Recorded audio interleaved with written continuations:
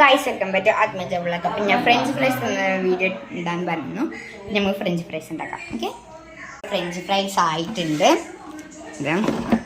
പിന്നെ നമുക്ക് റെസിപ്പി നോക്കാം, നമ്മളെ മയോണീസിനുള്ള റെസിപ്പി. അപ്പം പുഴുങ്ങിയ കോഴിമുട്ട, ഒരു 5 പുഴുങ്ങിയ കോഴിമുട്ട, പിന്നെ പുഴുങ്ങിയ കോഴിമുട്ട മഞ്ഞ നമ്മൾ വേറെ മാറ്റി വയ്ക്കണം.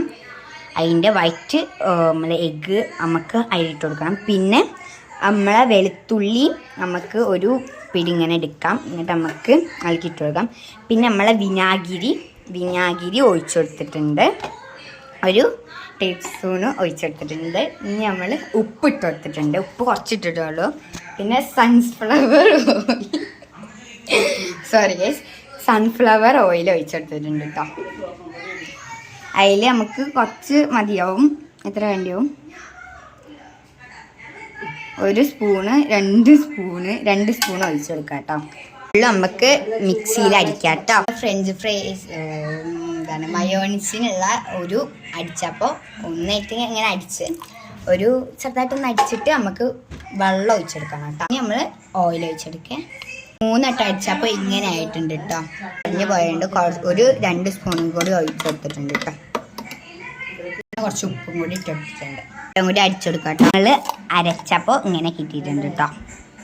നമ്മൾ ഫ്രഞ്ച് ഫ്രൈസ് ആയി, നമുക്ക് ടേസ്റ്റ് ചെയ്ത് നോക്കാം. അപ്പം ഞാൻ 1 എടുത്തിട്ടുണ്ട്. നമുക്ക് ഇതിൽ മുക്കാം.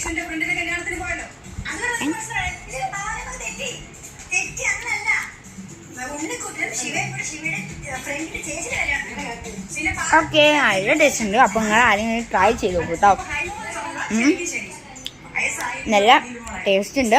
നിങ്ങളെല്ലാവരും വീട്ടിൽ ട്രൈ ചെയ്ത് നോക്കും.